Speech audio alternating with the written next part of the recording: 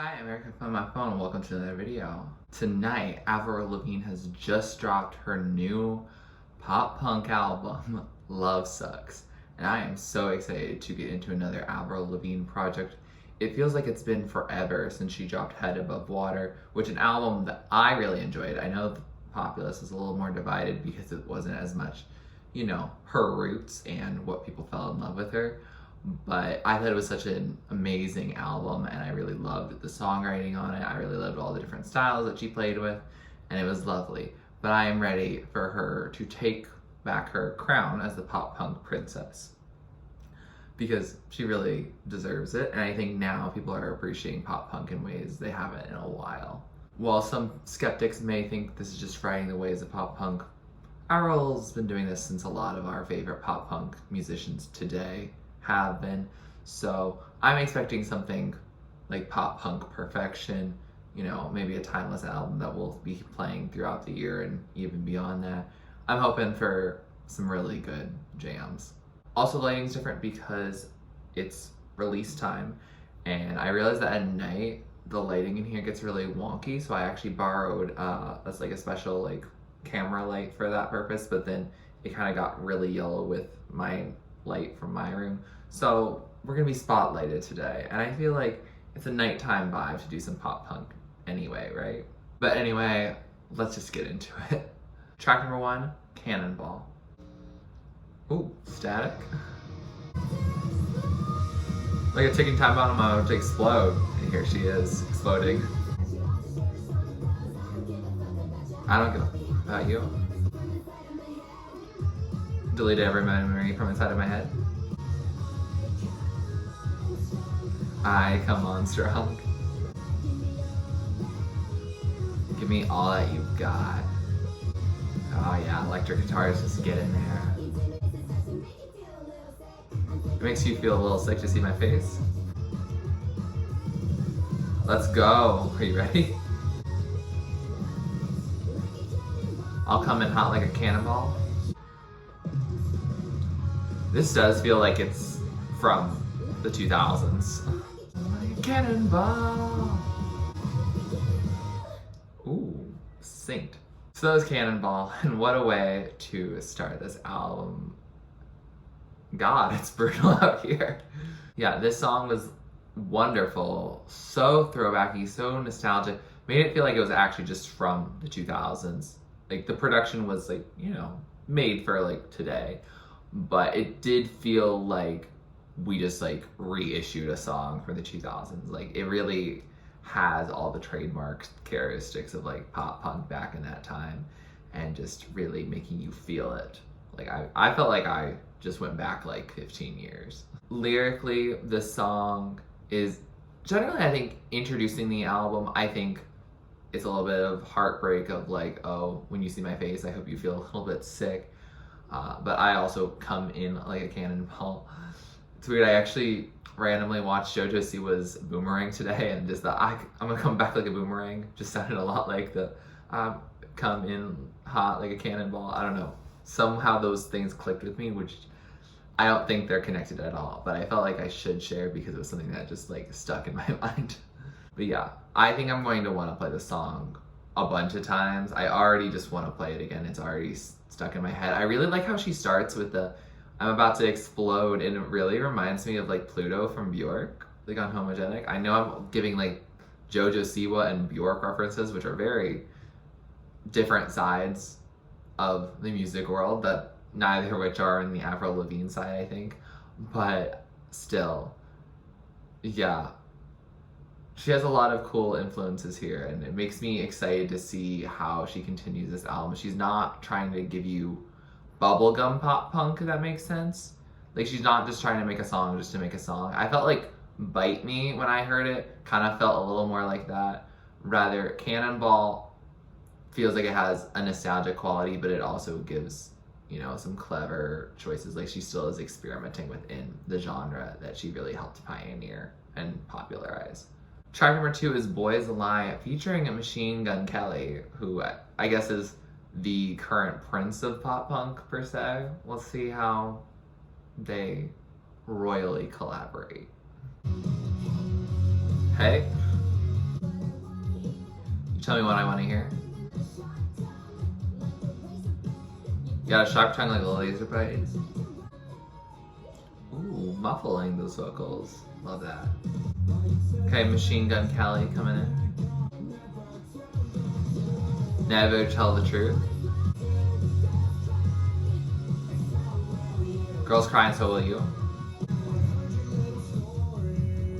Oh, he's going more than just a verse. He's going to bridge. You're losing all your patience.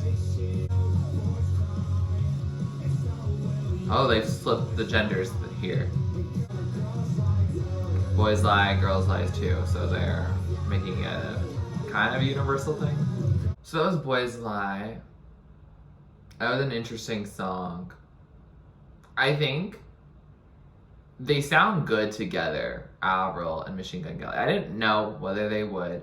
I think it's also interesting just Machine Gun Kelly's like move into like pop rock, pop punk, like all of that, because I'm pretty sure he just used to be like a sort of rapper pretty much, if I remember right, because I remember the song At My Best, which features Haley Steinfeld, but it was originally like his song, like he's the main artist on it, and I'm pretty sure he just raps during that. So he's definitely had quite a transformation, and it's definitely something I would want to dive deeper into, just being curious about, probably on my own time. But here, I think they do sound good together. I think their voices work, and it's nice to see Avril Lavigne, you know, a trailblazer in the pop punk community, working with someone who is really a big deal within the pop punk community like today, especially like the new wave of like my generation and a little bit younger than me, like those people who are really interested in pop punk, like they're looking at him. Message wise, I'm a little bit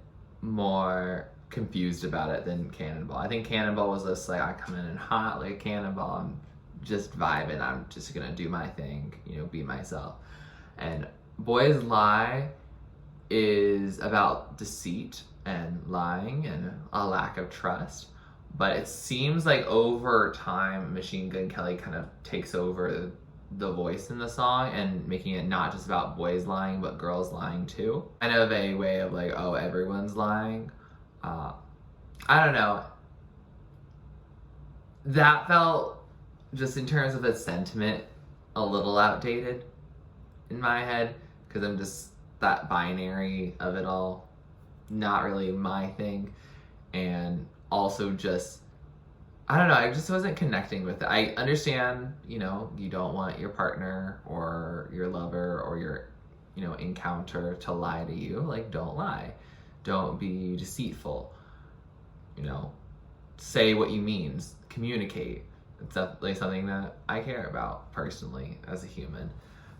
But yeah, I don't really see this song hitting in the same way that Cannonball does. It definitely has that nostalgic feel, but if I'm listening to this album in a nostalgic way, like this kind of makes it feel like, oh yeah, it is like a album that was made a while ago, if that makes sense. It kind of dates it a little bit more, and not necessarily in the best way.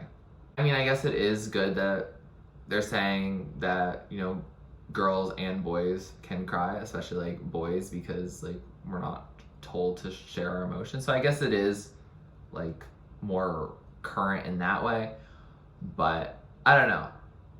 I don't think it's the most clever writing that could be done for this project.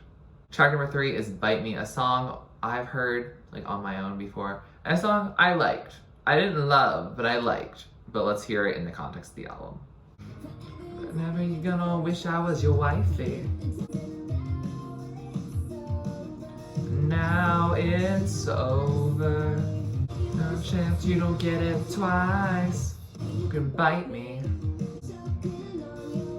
I love that line. Don't hold your breath because you're still choking on your words. Taste it.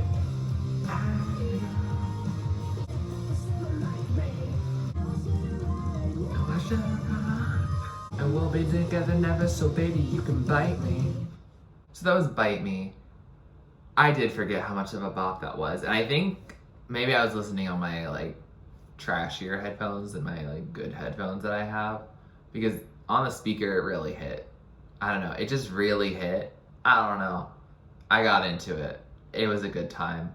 Definitely felt, and maybe it's because I've heard it before, but again, it really feels like, oh, I'm listening to a song that came out like 15 years ago, but in a good way. Like, it has nostalgia for a time in my life where the song didn't exist. So I'm pleasantly surprised by it. Lyrically, it's, about a relationship not working out, and she's calling him out. And I really like this song actually because it also has a lot of clever lyrics. You bit off more than you can chew. Can you taste it? Like, we'll be together never, so baby you can bite me. And I gave you one chance, you don't get it twice. Like, there's stuff that's like, okay, it's a little like cheesy and a little nostalgic, and certain cliches exist, but like there's some stuff that's like clever in it that I think really fit with the song. Like the choking on your words, like don't hold your breath part. That one was a line that I really liked in particular as well. Yeah, I think this song, she does know what she's doing. And I think so far we've had a very cohesive album. I think that's just kind of how pop punk is in a way. They all do sound like similar enough that I think any song that would qualify within the genre probably is going to be cohesive on the album. So let's see how that continues. I'm just really having a good time. Like, I feel like right now, as it stands, I could probably just play this album like front to back maybe. I mean, we're only on track 3, but right now I feel like if the album like continues on this path, I feel like I'll be able to like play it front to back and just like vibe and have it be a mood like the whole time and have that catharsis. Yeah. Track number 4 is Love It When You Hate Me featuring blackbear. A song I think I've heard once, but I don't remember it. I really wasn't paying attention. Like, I think it just like came on and I just like continued about my day. So I didn't really pay attention. So let's hear it in the context of the album. How about you just take some blame? Don't call me baby. You're so hot when you get cold. Okay, blackbear, come in. I can barely hear blackbear in like the speaker mix, so I think that's gonna be a headphones like moment to check. Good to check if the song I actually vibe with. Ooh, I like how they traded lyrics there. Good succinct ending. So I was Love It When You Hate Me, and a good song, I would say, in terms of, it's like well written. I like some lyrical moments in it, like in terms of like you're so hot when you get cold, that contrast, and that love and hate relationship, the hot and cold relationship, the contrast between their voices. I think blackbear does fit in this pop rock rap mixture. I mean, I've listened to some of his stuff before. Hit or miss for me. I think like the one album I listened to his, I think I liked exactly like half of the songs on it. So it's fine. The music's not always gonna be for me, but like his voice I think is appealing, and I think that he does add to the song here than it just being hers. I think my hesitation with liking this song is like the message lyrically about how, you love when someone hates you and you find it attractive when they're not liking you. And, if that floats your boat, great. If that pours milk in your cereal, great. If that adds ketchup to your fries, amazing. Love that for you. You're entitled to that. But I think for me, I think I just have enough people in my past that didn't like me and made me aware of that in a way that I didn't really like. So I think I can't really vibe with that message, and I definitely don't share that opinion that Avril does. Again, she's able to do what she wants, and she might not even be singing by herself. She probably isn't, but I don't know. Yeah. It's not necessarily lyrically for me, but sonically, like, I vibe with it. So I think I just have to figure out whether when I'm listening to these songs, if I'm really vibing more here for the sonics or for the lyrics, because I think there will be more songs that I like if I'm going just for the sonics alone, because same with Boys Lie, like the message I'm just like you know, but I think the whole album so far sonically has been wonderful, so I guess we'll just have to see. Track number 5 is Love Sux, the album title. Ooh, drum intro. Are we having fun yet? You make me nauseous. Thought you were my best bet. You make me nauseous again.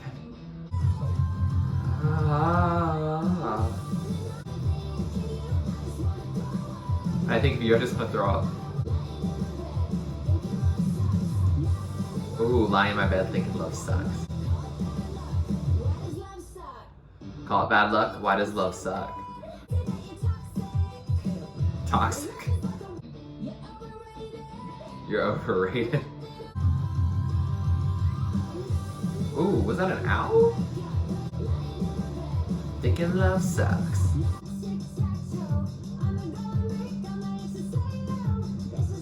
Let's play a game of tic-tac-toe. I'm gonna make all my exes say oh. Whose voice is that in the background? I'm better off and yeah, I know it. Why does love suck? So is Love Sux. Oh, I think this is my favorite. Oh, Cannonball was really good though too. This is my favorite one that I've heard since Cannonball. We'll figure out which one we like better later. But this one was so good. I felt like it was very relatable just to the nostalgic vibes and just also just like love sucking for a lot of people and like romance being dead for a lot of people. And I think that is just a general pop punk feeling and pop rock like sentiment that occurs commonly. And yeah, this one was just lovely. I just love, I don't know, just how the words sound in this. Like the nauseous part made me feel like the opposite of nauseous. There are certain songs that do make me feel nauseous, like generally, and this is the opposite of that. Like her saying nauseous and her saying lying in my bed like thinking love sucks. I don't know, it just like hit like a good rhythm in my head and I was very like pumped about it, and I didn't know why it did that exactly, but it just had that click and I just really vibed. I mean, lyrically she's just talking about like love sucking. It's pretty straightforward, definitely makes sense given the songs we've heard so far on the album and based on lyrics we're seeing in the titles of later songs. I assume that's what we're generally gonna have.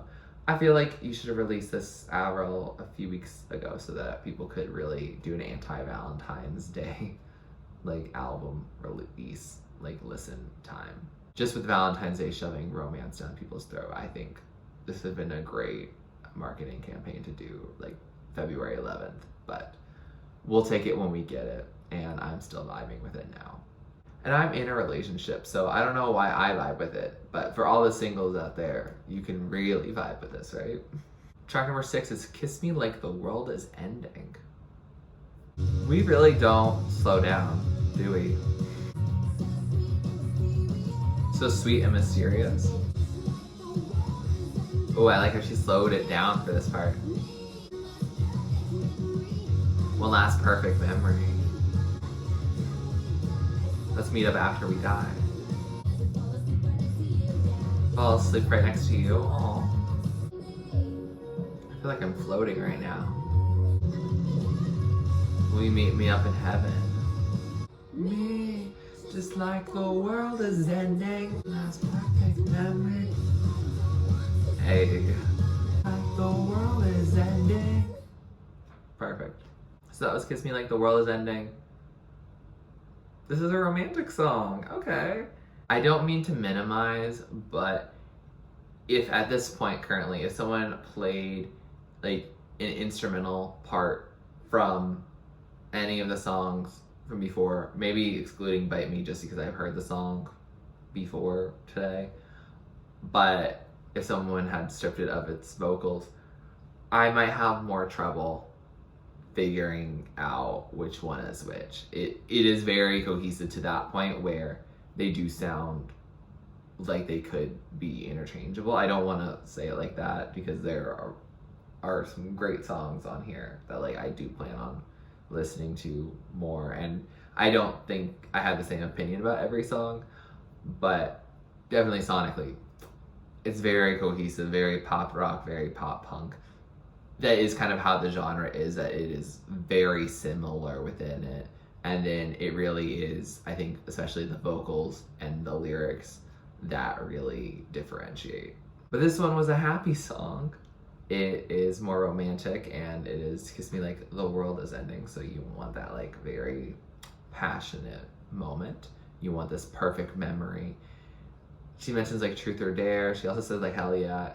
This felt very nostalgic, and it also reminded me, like, it made me think that Avril's voice doesn't sound like she's changed that much in like all her time.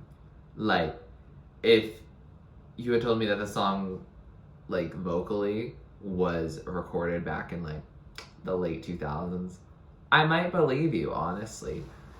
Yeah, like her voice has maintained its youthful edge and its beauty totally. Yeah, so I thought that was a kind of a cool thing, and I like that we have a little bit of a more happier, still like, you know, over passionate, very youthful, and you know, the idea that it has to be doomsday for you to have a great memory. So it's not happy in that sense, but it is happy in that at least she's looking forward to something rather than looking back in something with disgust or regret. Track number 7 is Avalanche. What? This is different. This feels acoustic almost. I can't shake it. I can't take it. I said I'm fine, but I don't feel alright on the inside. Oh, now we're building. I'm running from an avalanche.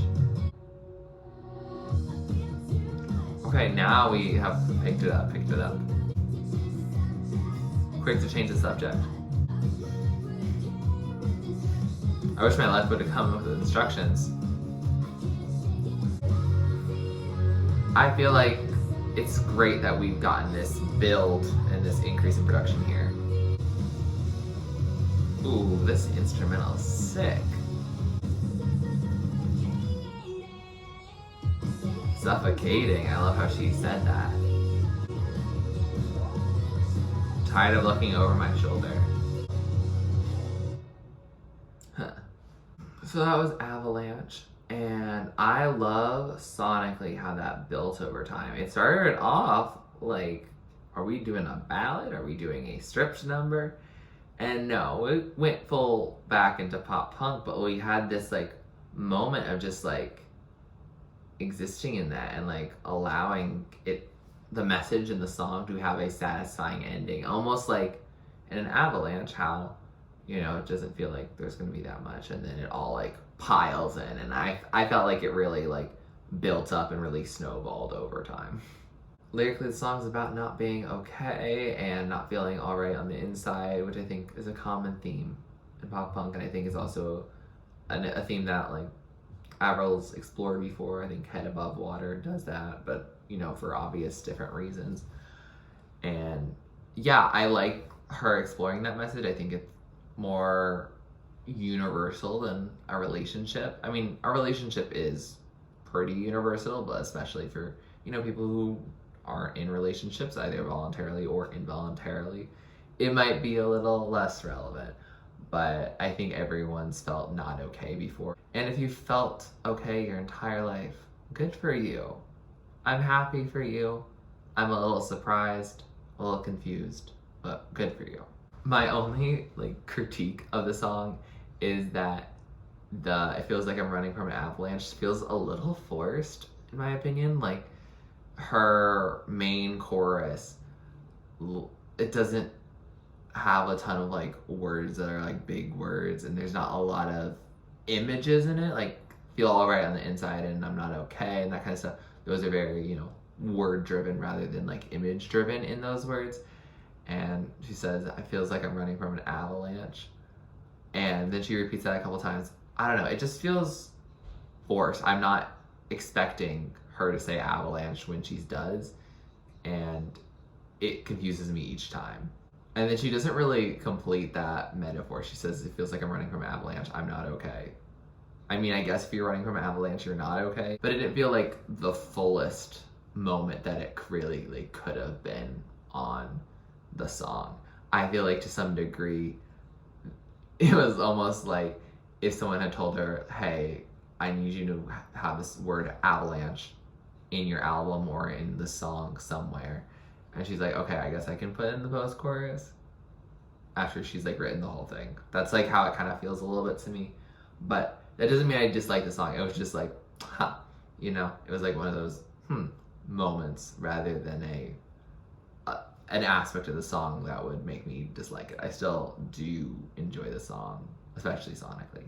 Track number 8 is Déjà Vu.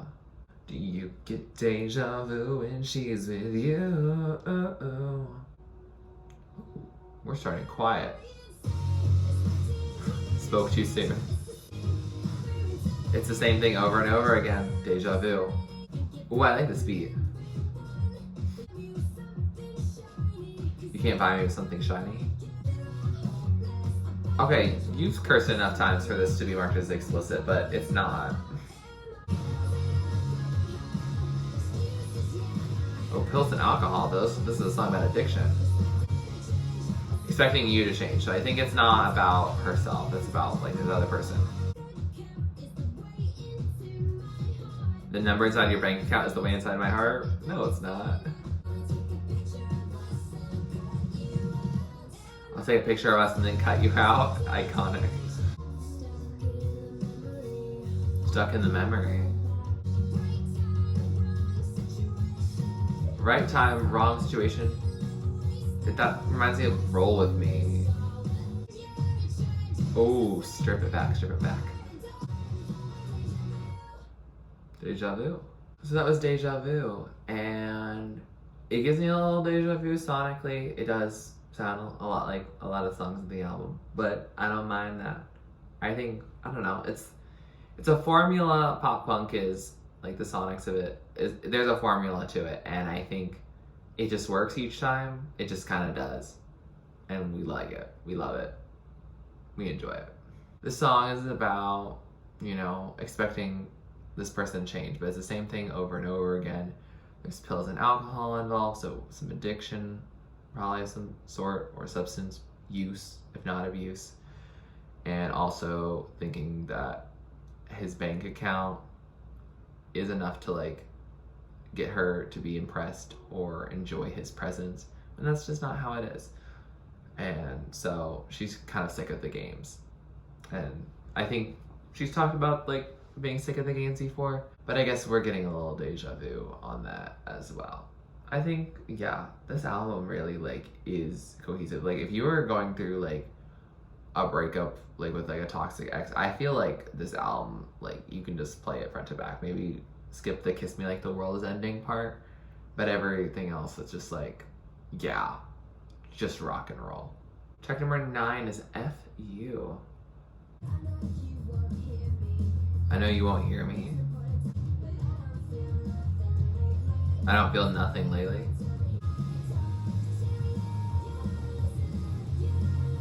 Every time I talk to you, you're not listening. This feels like the Mystery Business riff. I am not trying to start controversy between this and like Good For You and all that. Don't take that. Did she say I'm effing over you? You're nice and that. Oh, there you go. So F You. So that was F You, and that was just like a chill song. Like it's definitely not the song that's going to be the single on the album, if that makes sense. Like it just fits within the vibe. But it's one of those like album cuts that I can see myself really enjoying. I was really confused because the end of the chorus, that I'm getting over you, I was trying to get like the stuff that would spell out the FU part in it. And so I was trying to think, is it F and under? Means that like she's still, you know, under him in terms of, you know, intimacy and that kind of stuff. Like despite him not listening to her, and I was like, oh well, that's kind of toxic.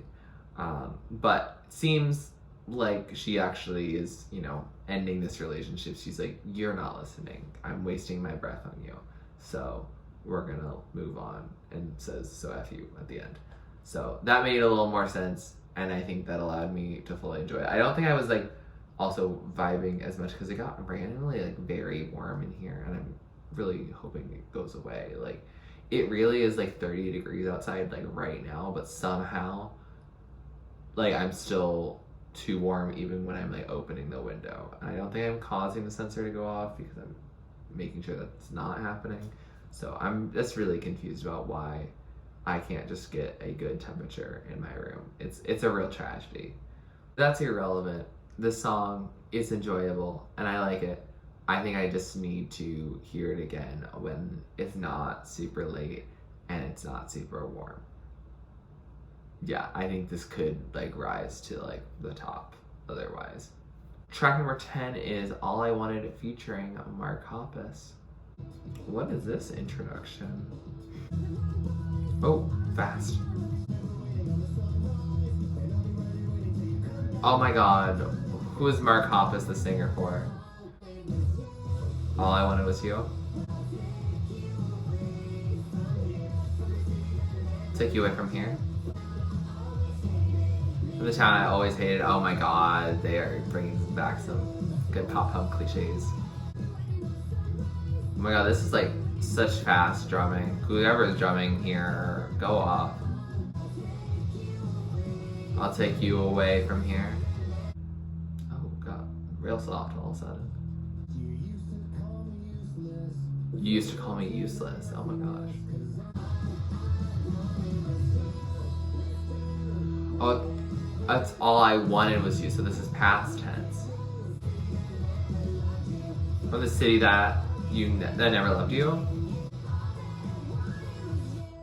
All I wanted was you. So that was All I Wanted featuring Mark Hoppus, who is a singer for Blink-182. I don't think he's like the main one, but he's like one of the co-vocalists. Good for him for being here. I liked this song. It definitely gave some nostalgic energy. I realized that like old songs really didn't get like cursed. They had to be a little more subtle so they could get radio play. And now we can just do a lot more just clean versions or just like, you know, censored versions of songs if we want them on the radio, but also the radio doesn't like run music anymore. So I'm glad that there's a little more freedom in this version of the pop punk movement to really say exactly what you want to say without having to censor yourself. The song is very nostalgic in the idea of like, oh, all I really wanted was you, and we can run away from here and we can just take our troubles and just cast them aside. We don't care about that town, that small town that never treated you right. And, you know, that city really just never loved you for who you were. And we're just gonna escape. It really is like a Dear Maria, count me in moment. It really is that Sobre Vivi from Lady Less from Gloria Groove. If you are an avid watcher of my channel and are a multilingual viewer of my channel, you may know that a little bit. This sense of like escaping and running away from your troubles, that's such a thing that happened in the 2000s. It's like the theme of the 2000s, like cliche. And I fall for it every time. Yeah, I really like this one. I don't know, there was something about it that made it feel a little more nostalgic, a little more pop rock than, you know, a little less drum or I think I even commented on the drums because the drums were really fast, but I think with the chorus being how it was, it just didn't seem as, I don't know, intense and extreme. Also, I think our storm is coming in, so I'm going to close my window because I think you can hear some rain and some snow as I talk. Track number 11 is Dare to Love Me. Is this piano? I'm just so scared. I don't want to give up hope. Ooh, optimism here. Don't tell me that you love me if you don't mean it. Don't say a word if you don't believe it. I feel like we started with it being like a piano ballad, but I think it's going to evolve and get faster. Okay. It hasn't sped up yet, but it does feel like the production's building. Okay, the drum is now coming in. Oh, I love how she said stars. Don't know a damn word if you don't believe it. Only tell me if you dare to love me. Ooh, there's like twinkling in there, okay. Ooh, what is that muffled vocal? Oh, it's reciting stuff from earlier in the song. Ooh, that felt so raw and honest at the end. So that was Dare to Love Me, and that was a beautiful song. Definitely the closest thing to a ballad we've gotten thus far, and I enjoyed it. It's really just her looking optimistically towards the future, but telling any potential suitor, hey, if you don't believe the words you're saying, don't say them. And yeah, if you're again not going to communicate in a way that's like honest and genuine and open, I'm not interested. And if you don't mean that you love me, then don't say it. Don't be one of those boys that are lying. Just don't do it. To some extent, I feel like this album takes place over the course of like a night or a few days. Like just all of it. It just feels like all the emotions you might be feeling towards a breakup. Like the All I Wanted from before was more of a nostalgic, we broke up with someone recently and now we're thinking kind of like about like the one that got away like a while ago. And Dare to Love Me, I think, is like her deciding to like make a statement about her towards the future. I don't know if she's with anyone right now. Isn't she with Maud's son? Are they still together? I know they released a song together, but I believe they worked together at least at some point. And they're having fun with that. Good for her and good for him. Good for them. Great. But yeah, I like how the song again doesn't feel like one note. It starts with that quiet acoustic, and then it builds over time. It's like Avalanche, but it didn't have the weird insertion of the word avalanche. I do love the word avalanche, but it just didn't feel like it was relevant to the rest of the song for that one. But Dare to Love Me, I think, she's really just delivering a quality song, and I can't really complain about that. Track number 12, last song on this album, is A Break of a Heartache. Oh, this static almost feels like Cannonball from before. Oh, she's just singing really fast. I can't process. I don't want to cry like that. Well, oh, it's goodbye. I don't believe a word you say. Oh, a lot of belief here. I got the, what's it say? I don't want to feel another break of a heart ache. Okay. I'm not gonna have someone ruin her life. I guess it's goodbye. And then, oh, we finished the album then. So that was Break of a Heartache, and that was a short but sweet, or rather sour way to end the album. It's really saying, hey, I am not going to cry like that. I'm not going to feel that bad. Yeah, I don't want this love thing. Gross, disgusting. I don't want another rip of my heart. I don't want another tear in my heart. I don't want another break of my heart. Like ache. Like the ache of breaking the heart, not like there's a break from the heartache, which is what I thought the song might be. But then when I heard it, I was like, there's no way sonically that's what that means. And lyrically, obviously not either. It's a fun song. It really is a single anthem for the pop punk people who really vibe with Avril. Yeah, I vibe with this. It was just a good song. You can't just roast good music. You really can't. I don't know. I think Break of a Heartache is confusing in terms of the name itself. but like, do I like the song? Yeah. Would I listen to the song a bunch? Yeah, for sure. It's definitely the pop punk version of Happy Not Knowing from Carly Rae Jepsen. I am full of references that like are not relevant to this album, but like they kind of are. Like they're relevant to the album, but at the same time, if you've heard all the other songs I'm referring to, I am surprised. However, this song really does end the album with a bang. With that said, we have finished this album, and Avril delivered an album that I enjoyed.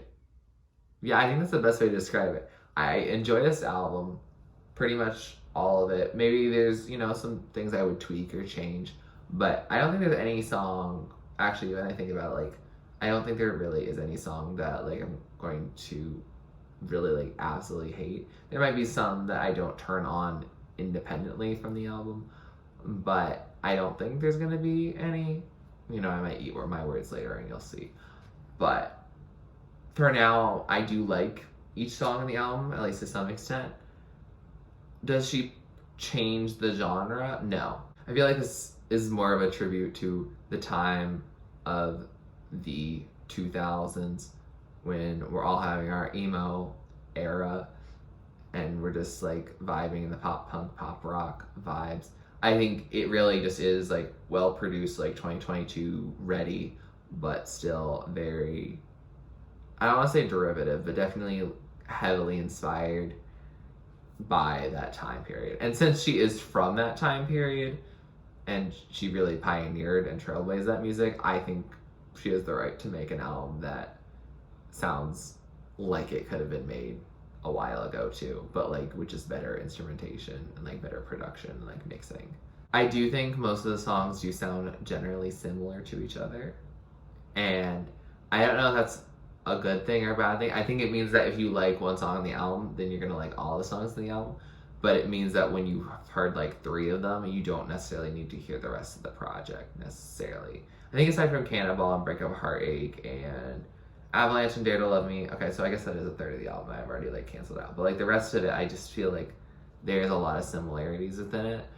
And that's like fine for me. And I think if you're really going through like the experiences that Avril is discussing on this project, which I think are meant to be both relatable and rather universal, this breakup, this heartache and love just sucking for people, I think that is a pretty like common theme, and I think you can really vibe to it and really enjoy this album if you're going through that, and I think you can enjoy it regardless. But I think for those people who like hear this album at the right moment in their lives, like this will be like the album for them. But I think for me, where I'm currently at, I don't absolutely need this album, but I do like the songs on it. But I don't think I'm going to stream it nearly as much as someone who just got their heart broken, as someone who has always had their emo era and their pop punk era and has never left it. And yeah, I still dabble in it, but I definitely am not like, this is what I listen to all the time. So I guess I'm a little bit more distanced from it a little bit. I do want to see this album do really well though, because just seeing how like Machine Gun Kelly has done so well and blackbear doing really well, and like Olivia Rodrigo's pop punk stuff, and if Paramore releases a freaking album this year, I know they're probably gonna do well. I just want, someone who really paved the way, like Avril Lavigne, and made an album that I think is very quality. Like, I want her to get the flowers that she deserves and get the recognition that she deserves. I think she has gotten like cited as an inspiration, but I think monetarily speaking, I would like her to get that. I would also love to see if she tours. I don't know. Like, I don't know what her life is like. I don't think she has like kids or anything like that, but I believe she is like around the age of 40 at this point, right? Because she was like probably 20 something when like I'm With You and Complicated, all that came out, so probably she's around 40. So she might have a life outside of like touring, but I would love to go see her tour. I would love to know her concert dates, and I would love to see how she puts on a performance. I actually have seen her in concert before. I saw her in 2007 or 8. I saw her with the Jonas Brothers and Demi Lovato, and it was like the Burnin' Up tour. The Jonas Brothers were headlining. Avril Lavigne wasn't headlining. What the heck? But like, I want to just see like so much like love come her way. I think she deserves it. I really liked Head Above Water, and while that one hit me at the right time, like I was going through stuff that was relevant to Head Above Water, and so I think if I were to choose between those two albums, I would listen to Head Above Water more, but I'm pretty sure that most of the Avril Lavigne fandom and probably most people who listen to both albums would definitely prefer Love Sux over it, which is exciting. I'm glad to hear that, but also feel free to leave your own opinions down below, because I could definitely be projecting that incorrectly. But yeah, I like this album. It'll be fun. It's, you know, it's not an album that I need to think deeply about. Head Above Water, you have to think a little deeper about. But this one is just, let's just let it all out. With that said, here's some of my favorites. So the top tier are the songs I love, the standouts are the ones I'm going to be playing over and over. Songs in the middle are songs I like. I'm going to add them to my playlist, but they might not be at the top of the top. And the songs at the bottom are just not really my thing. Doesn't mean they're a bad song. Doesn't mean they can't be your favorite song. Just means it's probably not for me. And that's okay. Avril did not make this specifically for me, though it does bring back a lot of memories. If you like this video, please like it, comment down below to like me to react to next. Subscribe to my channel if you're not already and you'd like to be. And thanks for watching. This is TurtleStormer. Catch you later.